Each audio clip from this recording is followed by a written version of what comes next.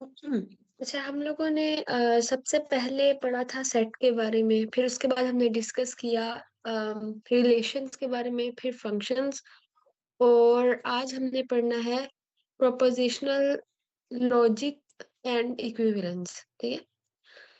अच्छा, अब ये देखना इसमें हमने ये कि प्रोपोजिशनल लॉजिक है क्या। अब लॉजिक क्या होती है, आप लोगों के जहन में क्या है, लॉजिक किसे कहते हैं?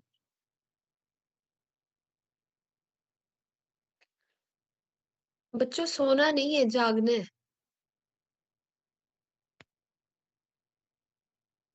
अस्सलाम वालेकुम मैम। बात है मैम। तो मुझे बताए लॉजिक किसे कहते हैं? से आप लोग कहते हैं ना आमतौर पे को लॉजिक लगाओ, दिमाग इस्तेमाल करो, बताओ कि क्या इसका जवाब होगा। तो लॉजिक बेसिकली कहते हैं कि आप अपनी जो आपके पास जो सोर्स ऑफ इंफॉर्मेशन है उसको यूज करते हुए आप ये बताते हो कि कोई भी स्टेटमेंट ट्रू है या फॉल्स है। इस पूरे प्रोसेस को लॉजिक कहते हैं, जिसमें आप रीजनिंग देते हो। फॉर एग्जाम्पल, अगर मैं आपको बोलूं कि बारिश हुई है तो उसके बाद ग्राउंड गीला होगा, ठीक है। अब क्या ये ट्रू है या फॉल्स है, तो आप इसमें रीजनिंग दोगे, ठीक है। आप लॉजिक यूज करोगे और फिर बताओगे कि दिस विल बी ट्रू, कि आपका ग्राउंड विल बी वेट क्योंकि रेन हुई है, ठीक है।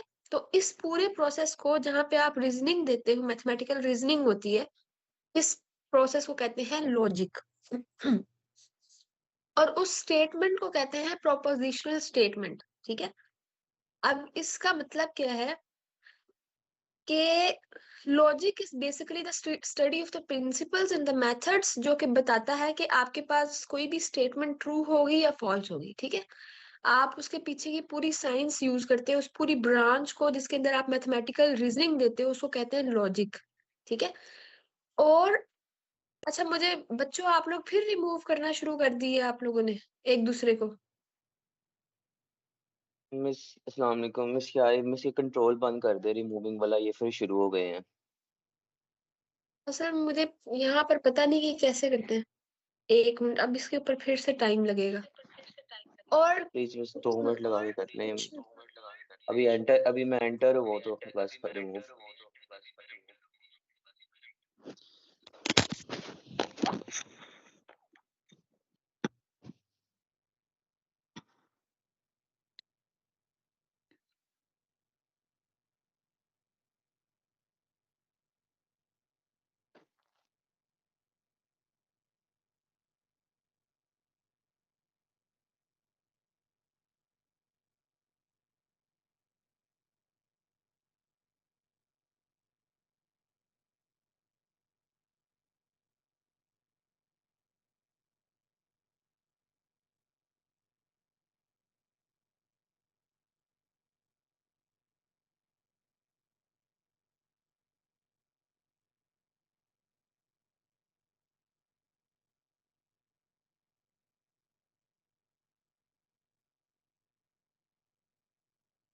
फिर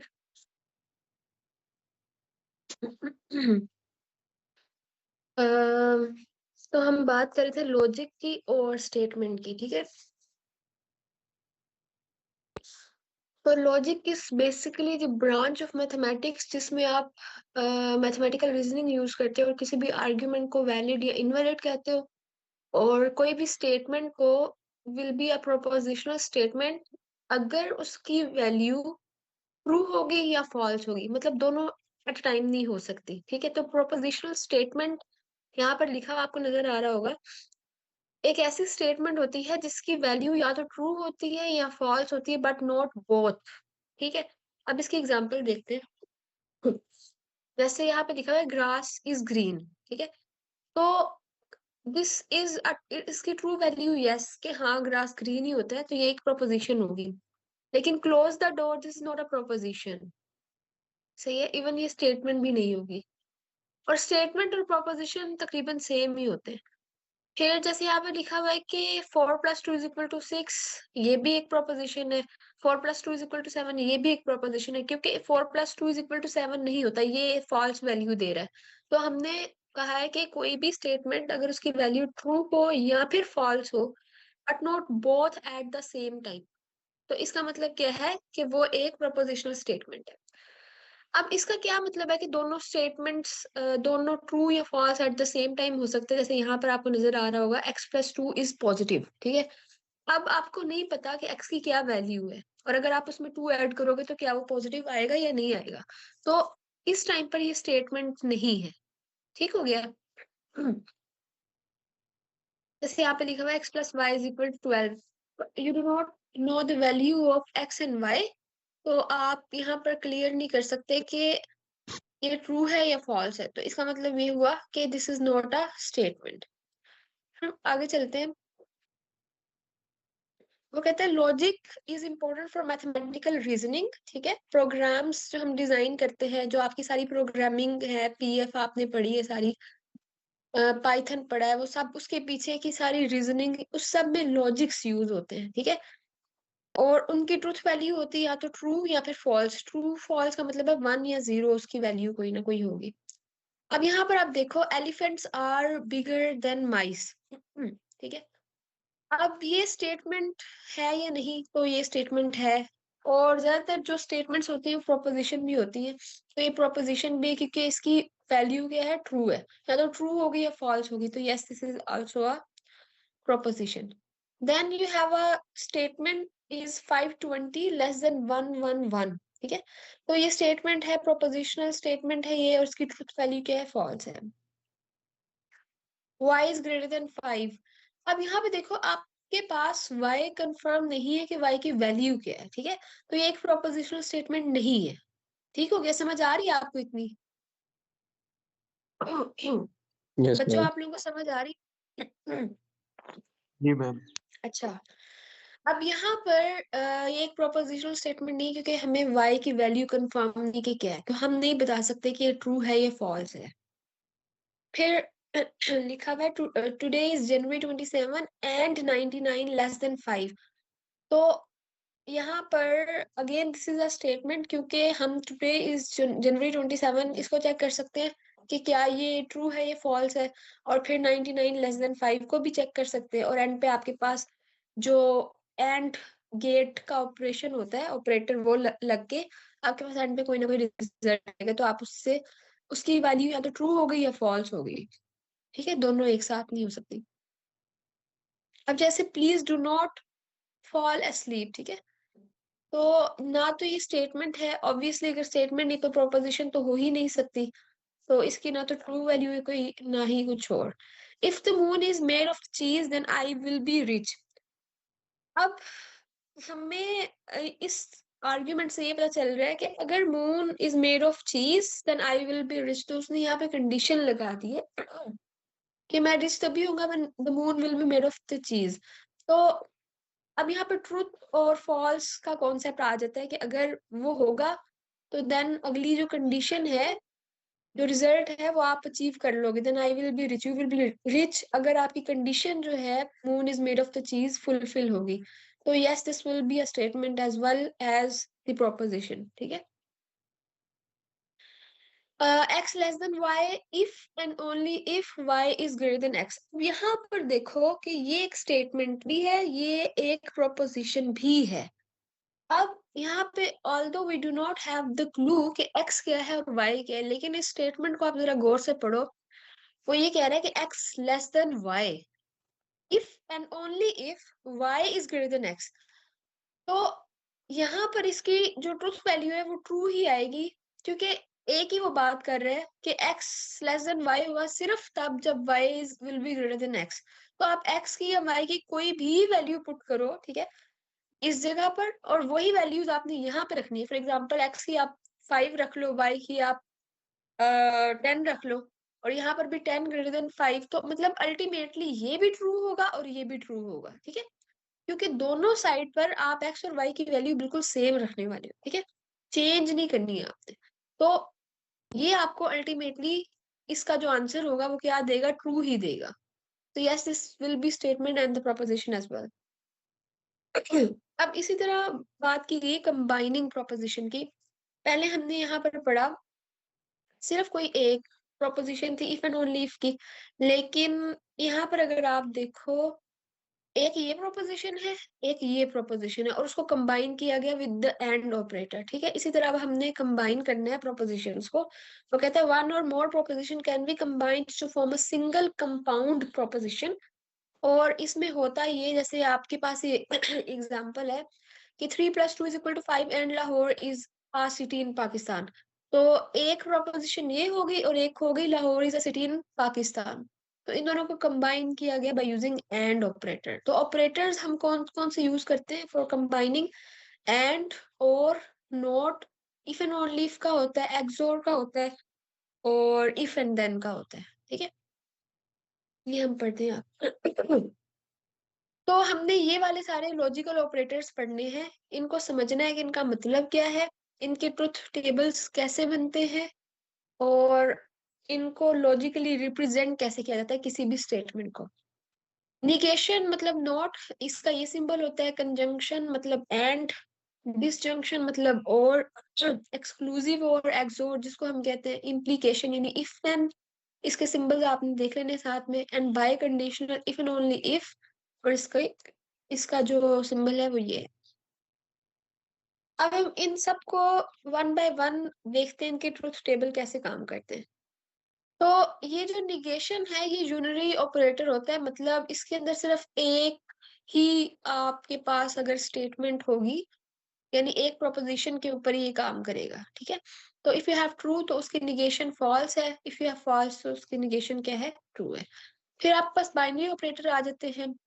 जैसे बाइनरी ऑपरेटर का मतलब क्या है, जैसे यहाँ पे आप देखो, यहाँ पे हमारे पास स्टेटमेंट थी 3+2 = 5 and Lahore is a city in Pakistan. तो P will represent this 3+2 = 5 and Q will represent Lahore is a city in Pakistan.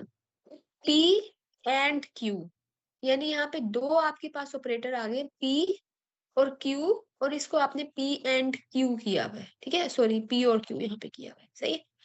आप जैसे 1 0 1 1 0 0 0 0 1 इस तरह से हम करते थे, उसकी जगह पे ये किया हुआ है। आपकी अपनी मर्जी है, आप वो भी यूज कर सकते हो 1 1 0 0, और ट्रू ट्रू फॉल्स फॉल्स, ये इसकी जो सिंबलाइजेशन है ये भी आप यूज कर सकते हो। ठीक है, it's totally up to you. तो P for the P, then for the Q। अब अगर Q की डिसजंक्शन है मतलब और है, तो और हमें पता है ऑलरेडी कि ये ट्रू होता है सिर्फ हर स्लोट में ट्रू होता है, लेकिन जब वो दोनों फॉल्स होते हैं तो वो आपके पास रिजल्ट फॉल्स का देते हैं। इसको तो मजीद एक्सप्लेन करने की जरूरत नहीं है ना। तो मैम पक्की बात है, आगे चले। जी मैम। हाँ जी अहमद, आगे चले। जी मैम अहमद की चले। एब्सेंट लगाती हूँ, रुको जरा, तुम जी लोगों बैठा को हूँ थी ना, मैं बैठा एब्सेंट हूँ लगाती हूँ सब। मैम, बैठा हूँ मैं। भाई खड़े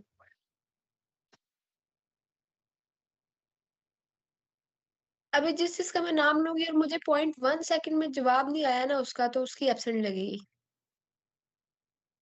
इतना टाइम इसी माइक को ऑन करने में लग जाता है। तो ऑन करके बैठे ना, अब ये खुलेगा ही नहीं, क्या मसला है इसको।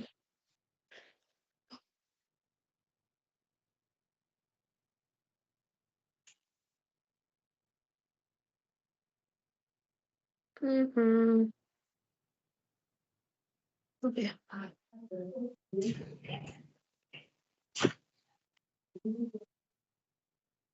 सही है, ये मैंने खोली अपने पास, बस अब तुम लोगों की मैं साथ साथ यहाँ पे नाम लिखती हूँ। अच्छा, तो इसके बाद हमने बात करनी है और ऑपरेटर की। ठीक है, और ऑपरेटर का भी आपको पता है कि ये सारी वैल्यूज जो है वो ट्रू देता है अदर देन जब वो दोनों फॉल्स होते हैं।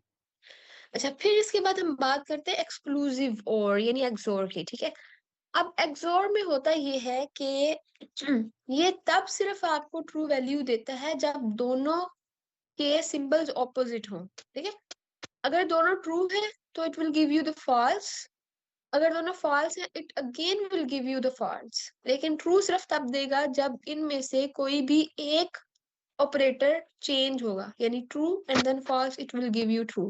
तो इस केस में इस तरह के क्वेश्चंस जैसे कि अगर आप ये टेस्ट पास करोगे तो या तो आपको चॉकलेट मिलेगी या फिर आप एक टूर कर सकते हो, ठीक है। इन दोनों में से आपकी मर्जी, आपने कोई भी चूज। तो टेस्ट पास करने के बाद उन दो कंडीशंस में से वो एट अ टाइम एक दफा ट्रू नहीं हो सकती, यानी दोनों ट्रू नहीं हो सकती या दोनों फॉल्स भी नहीं हो सकती। एक ट्रू होगी तो वो एग्जीक्यूट होगा, ठीक है, सिर्फ तब। या तो आपको चॉकलेट मिलेगी या आप कोई टूर कर सकते हो। तो उन दोनों में से किसी एक को ट्रू होगा तो वो प्लान एग्जीक्यूट होगा। दोनों इनपुट्स डिफरेंट होंगे तो आपको उसका जो रिजल्ट है वो मिलेगा। तो इस तरह के केसेस में you have to look forward for the this kind of operator, ठीक है। ये रिजल्ट आपको मिलेगा, ठीक है। इफ ये कंडीशन ट्रू होगी तो जो रिजल्ट आपको मिलेगा वो ट्रू होगा। अगर ये ट्रू होगी और ये रिजल्ट आपको फॉल्स मिल रहा है तो एंड पे आपने देखना इसको, ये रिजल्ट को, ठीक है। अगर आपकी कंडीशन जो है वो फॉल्स है लेकिन आपका रिजल्ट क्या आ रहा है, ट्रू आ रहा है, देन अगेन वो ट्रू ही होगा, आपका जो एंड पे आपको रिसीव होगा। अगर तो अल्टीमेटली वो if then is false only when the condition is true but the result is false. जब आपका रिजल्ट फॉल्स हो और आपकी कंडीशन ट्रू हो सिर्फ तब, अदरवाइज ये ट्रू होता है सब केसेस में। आपका जो मेन लीड है वो ये है, दिस क्यू, जहां जो आपका रिजल्ट है, ठीक है। कंडीशन को आपने चेक करना है लेकिन रिजल्ट को ज्यादा चेक करना है, रिजल्ट के ऊपर आपकी सारा बेस करता मैम ऐसे तो लास्ट पे भी रिजल्ट में एफ है ना, तो फिर यानी फॉल्स है, तो फिर ट्रू है। है।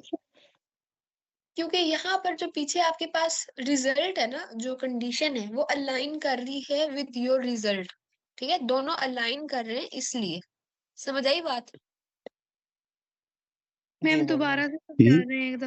देखो ये जो ये आप बात करें ना, आपकी कंडीशन और आपका जो रिजल्ट है दोनों एक दूसरे के साथ अलाइन कर रहे हैं ना। जब देखो अगर ये तो दोनों ट्रू है, ये दोनों फॉल्स होंगे तो एंड में आपको रिजल्ट मिलेगा ही मिलेगा और वो ट्रू होगा, ठीक है। कोई सा भी रिजल्ट हो सकता है क्योंकि ये दोनों अलाइन कर रहे हैं, एक दूसरे के साथ अलाइंड है। यानी कि अगर मैं ये कहूँ कि अगर बारिश नहीं होगी तो ग्राउंड गीला नहीं होगा, ठीक है, तो ट्रू हुआ ना, आपके पास एंड पे आंसर ट्रू ही आएगा ना कि बारिश भी नहीं हुई और ग्राउंड भी गीला नहीं। और अगर मैं यस कहूँ कि मैम। बारिश हुई है और ग्राउंड गीला है, ये बारिश हुई है मतलब ट्रू, ग्राउंड गीला है मतलब ट्रू, तो this is a true statement. लेकिन अगर मैं बोलूं बारिश हुई है लेकिन ग्राउंड गीला नहीं हुआ, तो this is a false state, क्योंकि ये वैलिड नहीं है, यहाँ पे लॉजिक नहीं बन रहा कि अगर बारिश हुई है तो ग्राउंड को मस्ट गीला होना चाहिए, ठीक है। तो ये फॉल्स चला जाएगा।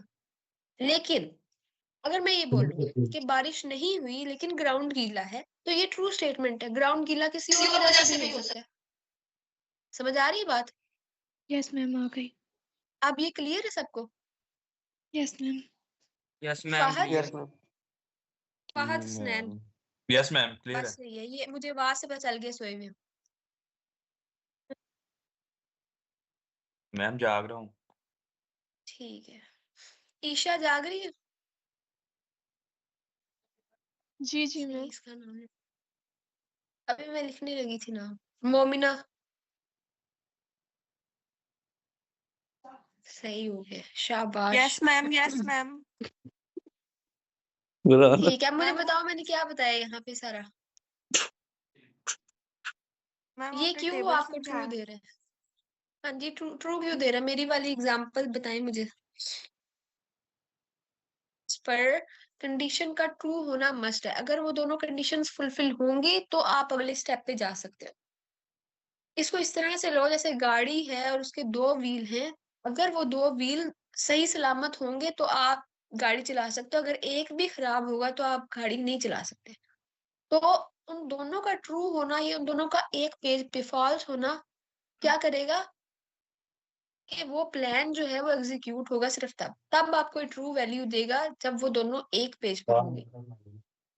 समझ आ रही बात। जी मिस आ फिर गई हम है। बात करते हैं स्टेटमेंट्स एंड ऑपरेटर की।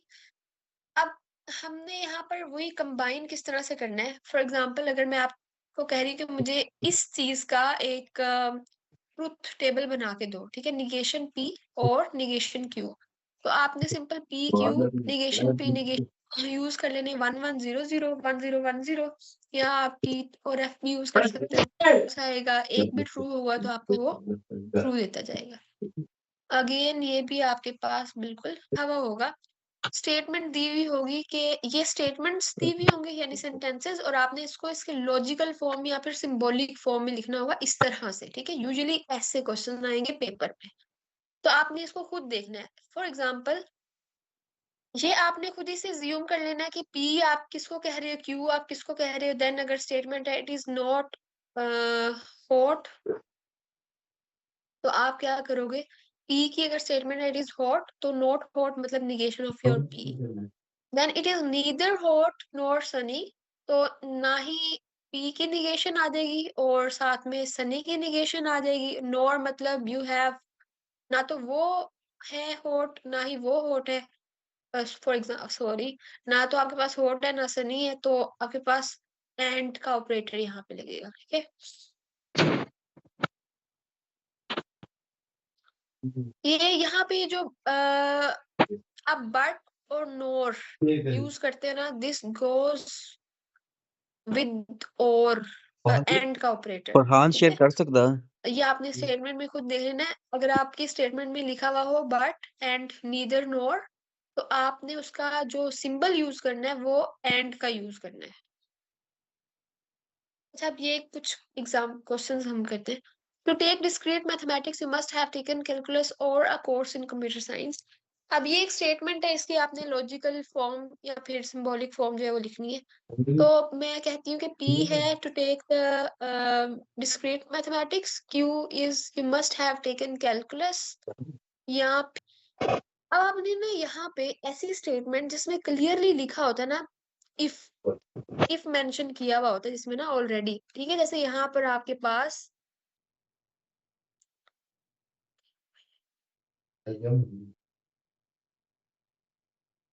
जैसे यहाँ पे आपके पास इफ मेंशन किया हुआ है सनी के साथ, ठीक है।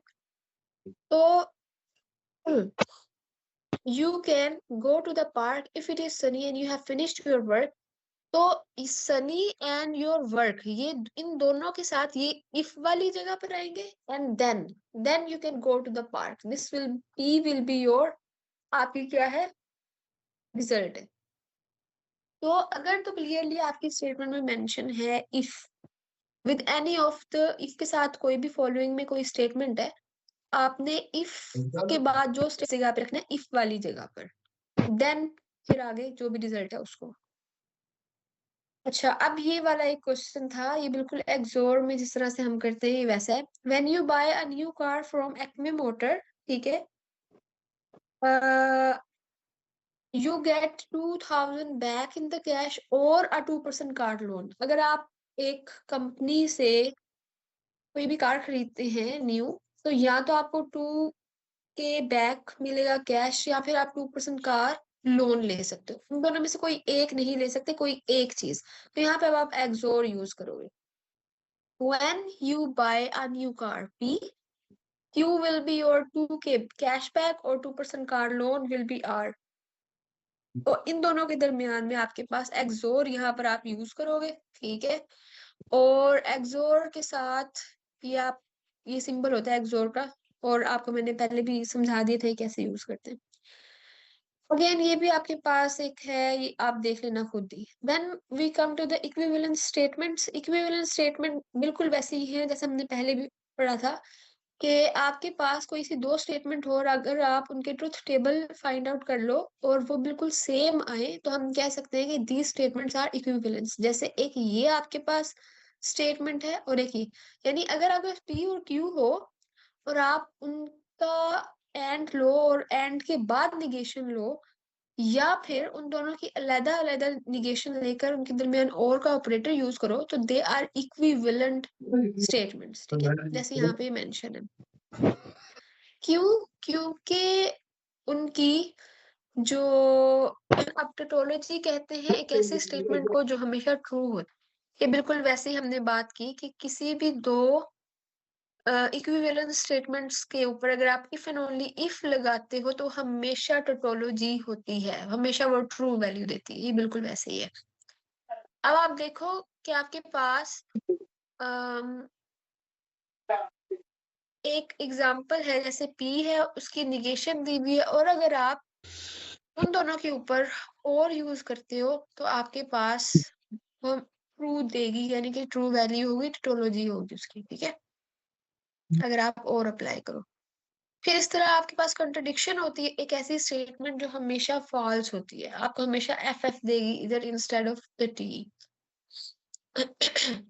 So two propositional statements are said to be logically equivalent, and this is the sign for the equivalence of being those two propositional statements. अगर उनका ट्रुथ टेबल सेम हो और वो टिटोलॉजी हो, यानी इफ एंड ओनली इफ लगाऊं मैं अगर, तो वो टिटोलॉजी दे, ठीक है। ये दो चीजों का आपने ख्याल रखना है कि इक्विवेलेंस के अंदर वो चेक करता है कि उनकी truth value, truth table same होना चाहिए और S1 और S2 टिटोलॉजी होना चाहिए। एक एग्जांपल दी हुई इधर, show that P applies Q is the equivalent to negation of P और Q। अब P और Q यहाँ पर हमने ले लिए P applies Q। अब मैंने आपको बताया था कि अगर it totally depends on the Q, अगर तो रिजल्ट आपके पास क्या है, फॉल्स है, तो वो आपके पास अल्टीमेटली फॉल्स हो जाएगा, ठीक है, आपके जब आप अप्लाई करोगे इसको। और निगेशन आप लोगे P का, और negation of P with your Q, देखो इसका ट्रुथ टेबल और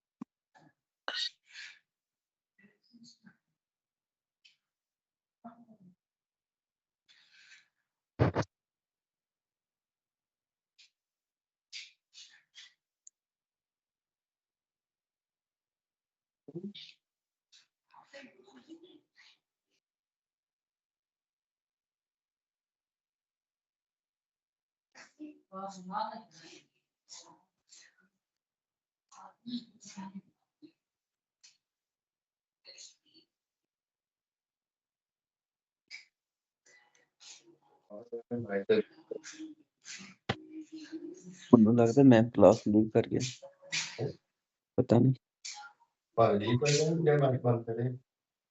पहले सुन ली हो तेरी।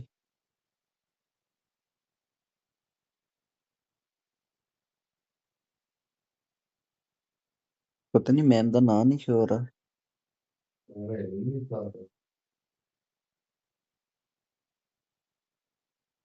तू चल उठ चल।